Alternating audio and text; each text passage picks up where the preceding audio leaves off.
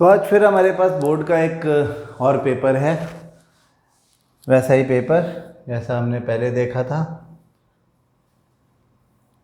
ये थोड़ा सा पुराना है क्योंकि ये मतलब 2017 का है, जिस समय हमारे 90 मार्क्स का पेपर होता था और जिसमें essay 1 और essay 2 हुआ करते थे, है ना।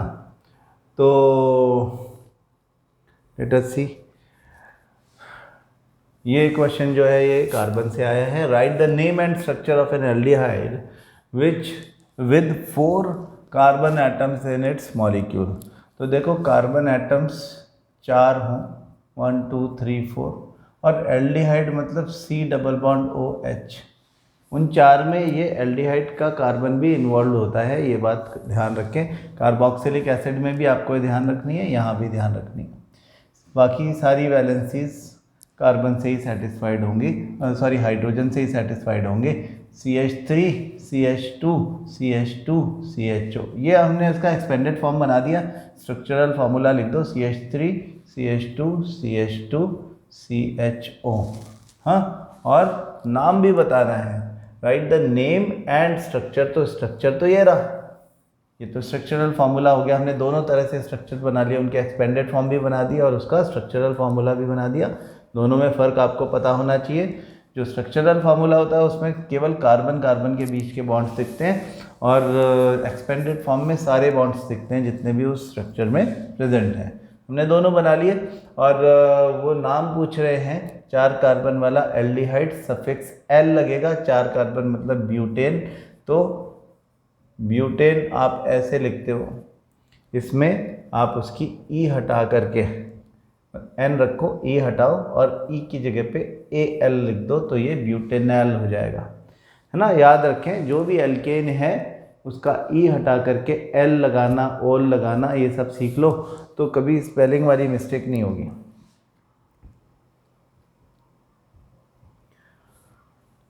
ठीक है जी। List 2 functions of ovary of human female reproductive system. Function number 1 ovulation. Function number 2, it works as an endocrine gland and secretes 2 hormones, estrogen and progesterone. ये 2 फंक्शन ओवरी के हो गए। यहाँ पर एक फूड चेन दिखाया हुआ है। Food, grass, insect and snake assign trophic level to frog. अब आप इसकी फूड चेन बना देंगे ना। फूड चेन केवल कंपोनेंट लिखे हुए हैं, तो ऑब्वियसली प्रोड्यूसर में तो ग्रास ही आएगा। Grass will be eaten by insect.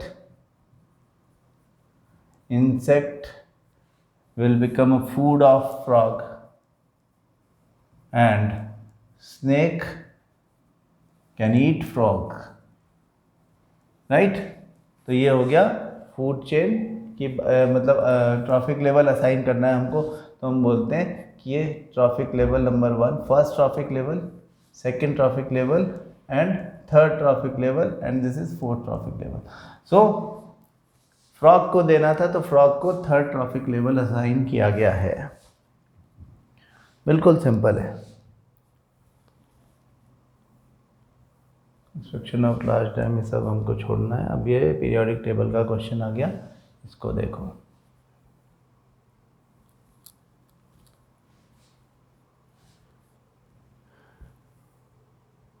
The position of 8 elements in the modern periodic table is given below, where atomic numbers of elements are given in the parenthesis. ये brackets में, इसको हम parenthesis बोलते हैं। तो period number 2 4 2 3 4 5, lithium, beryllium, sodium, magnesium, potassium, calcium, rubidium, strontium. Right the electronic configuration of calcium 2 8 8 2, ये हमने 9th में सीख लिया था। Predict the number of valence electrons in rubidium. Valence electron का नंबर सब में कॉमन है, 1 इन सब में, 2 इन सब में, तो रुबिडियम में वैलेंस इलेक्ट्रॉन 1 ही होगा। What is the number of shells in strontium. जो ये नंबर है वो नंबर ऑफ शेल्स है ना। जो पीरियड नंबर होता है वो नंबर ऑफ शेल्स होता है। तो यहाँ पे आप आंसर लिख दो 5। हाँ, रुबिडियम स्ट्रोंशियम में 5 शेल्स होंगे, लिथियम बेरिलियम में 2 शेल्स होंगे, सोडियम मैग्नीशियम में 3 शेल्स होंगे, पोटेशियम कैल्शियम में 4 शेल होंगे, तभी तो 1 2 3 4 K L M N ऐसे करके इलेक्ट्रॉनिक कन्फिग्रेशन बनता है। Predict whether potassium is a metal और a non metal. Potassium is a metal. अगर हमको इसका रीज़न पूछ ले तो हम क्या बताएंगे कि क्यों वो मेटल है? Because its outermost shell has, इसका इलेक्ट्रॉनिक कन्फिग्रेशन लिखेंगे 2881, its outermost shell has only 1 electron, so it will have the tendency to lose 1 electron in order to complete its octet and become stable. So potassium is a metal.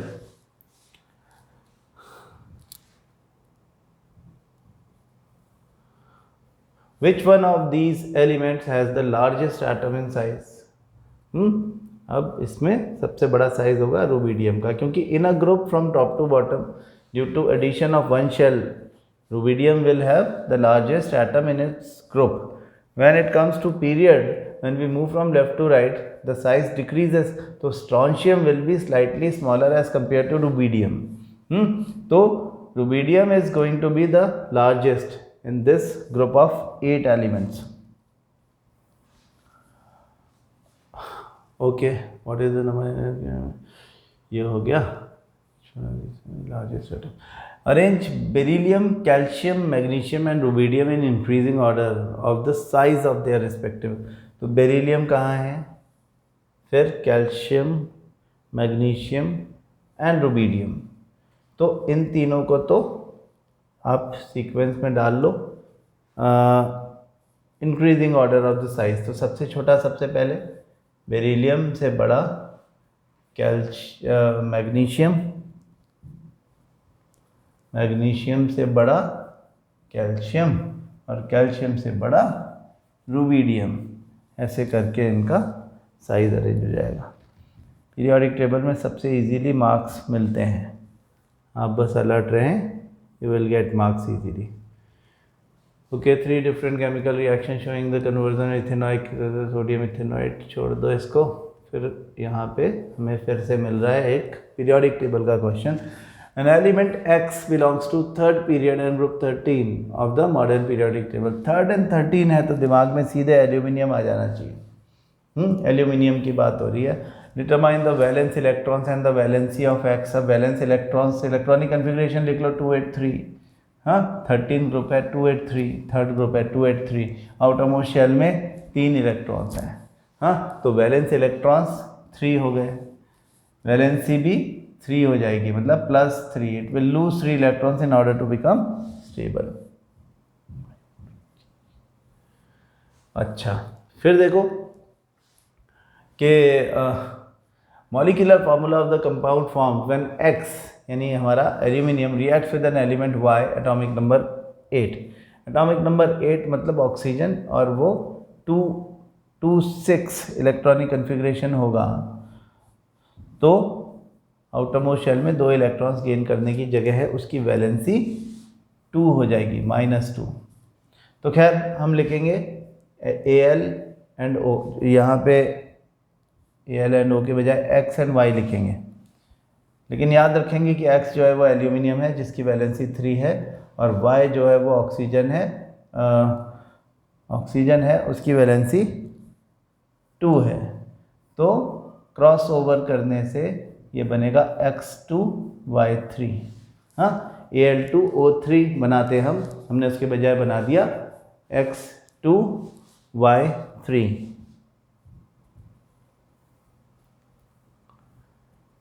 अभी एक और बचा है, right the name and formula of the compound formed when X combines with chlorine. तो aluminium chlorine के साथ बनाता है AlCl3, आप दिखाओ X valency 3, chlorine valency 1, cross over, तो बना XCl3। डोंट राइट एल्यूमिनियम, सीधे उसको X को रख के ही यूज़ करो।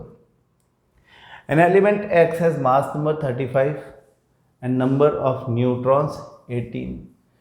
हाँ, तो atomic number and electronic configuration of x का लिखो। अब ये वैसे भी आपको पता चल जाना चाहिए कि ये क्लोरीन है, लेकिन चलो नहीं भी पता चला तो 35 उसका मास नंबर यानी ए है, और नंबर ऑफ न्यूट्रॉन जो उसका है वो 18 है।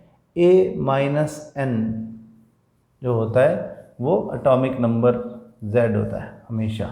हाँ, तो z is 17, that means it is अब जो भी है, उन्होंने ये तो पूछा नहीं कि x क्या है, अभी तक तो नहीं पूछा, तो हम इलेक्ट्रॉनिक कन्फिग्रेशन जो पूछा है वो लिख देते हैं 287, 17 का इलेक्ट्रॉनिक कन्फिग्रेशन 287 हो गया।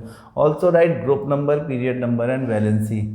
वैलेंसी हो गई -1, ग्रुप नंबर हो गया 17 और पीरियड नंबर हो गया 3। ये वही सोडियम मैग्नीशियम एल्यूमिनियम वाली लाइन में आगे जाएंगे तो 17 नंबर पे मिलेगा। ग्रुप नंबर 17 है और पीरियड नंबर जो है वो 3 है, वैलेंसी -1 है। That means it gains 1 electron in order to become stable। ये देखो, there's 2 reasons for the appearance of variations among the progeny formed by sexual reproduction। हमने ऑलरेडी ऐसा क्वेश्चन किया हुआ है। सेक्सुअल रिप्रोडक्शन में गैमेट फॉर्मेशन के समय इनएक्यूरेसीज और एरर्स ऑफ डीएनए की वजह से कुछ फॉर्मेशन डिफरेंट हो सकता है, यानी वेरिएशंस आ सकती हैं। और दूसरा, since in sexual reproduction the genetic material is contributed by 2 different individuals called parents, we call it high degree of variation, यानी कि उस कॉम्बिनेशन से जो जायगोट बनता है उसमें बहुत सारे वेरिएशन आते हैं। Name the part marked A. A is a pollen grain. How does A reaches part B? With the help of insects. मतलब पॉलिनेशन कैसे होता है? एयर, वाटर, इंसेक्ट्स, किसी भी के थ्रू ये यहाँ तक पहुँच सकता है। State the importance of the part C. What is part C? Part C is the pollen tube.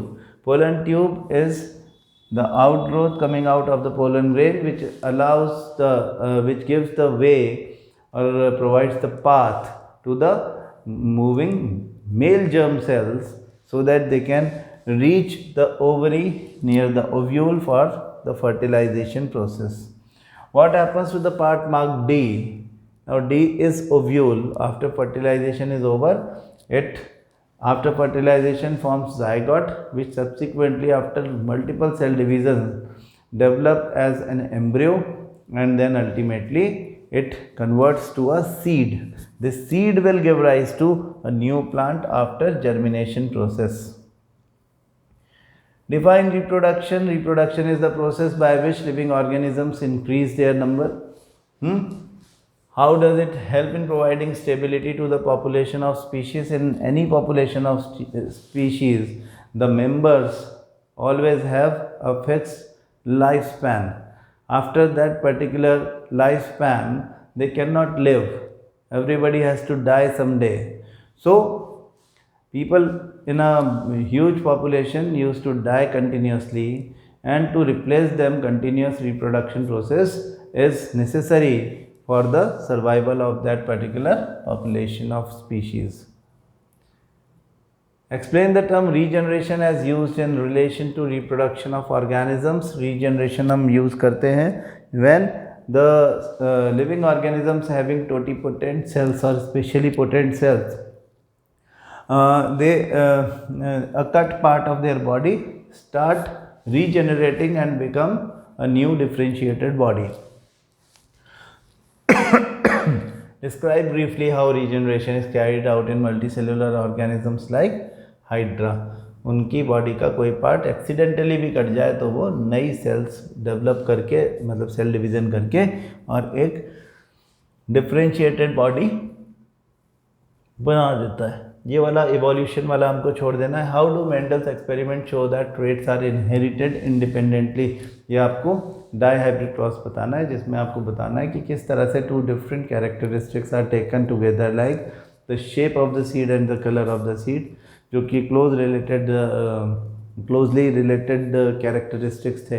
उनको अलग अलग पेरेंट्स में उनके प्योर पेरेंट्स लेकर के जब F1 जनरेशन ऑब्जर्व किया गया तो देखा गया कि all of them were round yellow, मतलब कि सारे के सारे फिनोटिपिकली डोमिनेंट थे, लेकिन वो सब हाइब्रिड थे।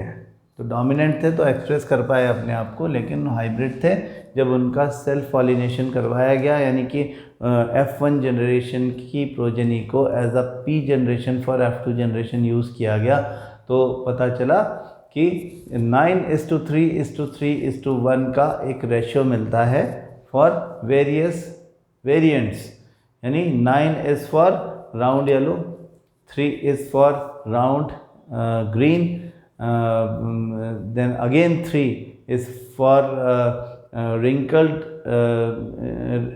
yellow, and 1 is for wrinkled green. So that way 9:3:3:1 obtained. That shows that they are the factors representing different characteristics do not interfere in the expressions of each other at the time of inheritance.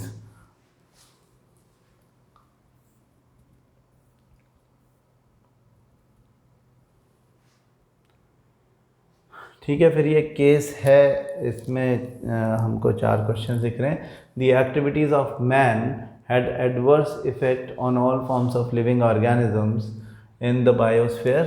Unlimited exploitation of nature by man disturbs the delicate ecological balance between the living and non-living components of the biosphere. The unfavorable conditions created by man itself threatened the survival not only of himself but also of entire living organism on the Mother Earth.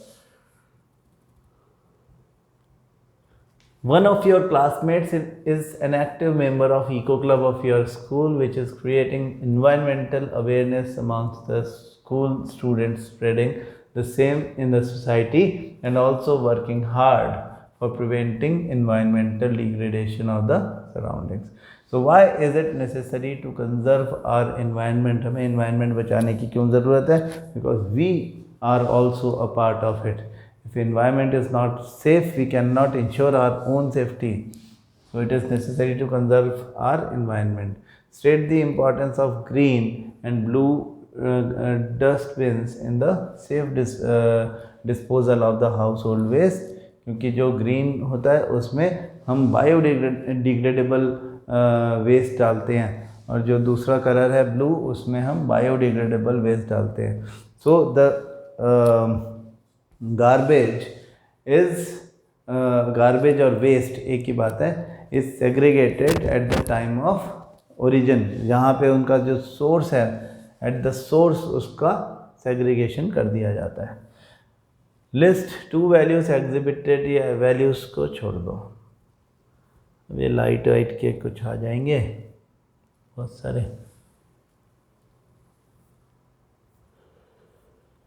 Evolution हमको follow नहीं करना है.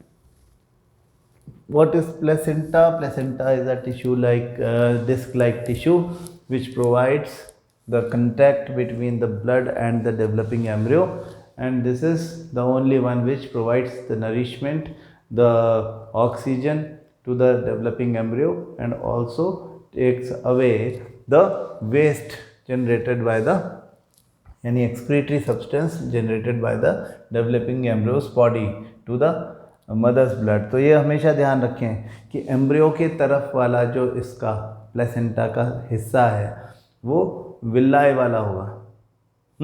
उसमें विल्लाए होंगे. विल्लाए यानी finger like projections जो कि surface area of absorption बढ़ा देंगे. हाँ, जबकि दूसरी तरफ ब्लड भरा हुआ रहेगा जहाँ पे एक्सचेंज ऑफ मटेरियल होने वाला है. Carbon compound P on heating with excess, इसको छोड़ दो, ये हमको पूछ नहीं रहे हैं. व्हाट इज एटमॉस्फेरिक रिफ्रैक्शन छोड़ दो, लेंस छोड़ दो, एंड पार्ट बी प्रैक्टिकल्स का है छोड़ दो. तो ये हमारा पेपर, इसमें हमारे काम के क्वेश्चंस जो रेलेवेंट क्वेश्चंस थे वो हमने इसमें निकाल दिए. कल मिलते हैं किसी और पेपर के साथ. Thank you so much.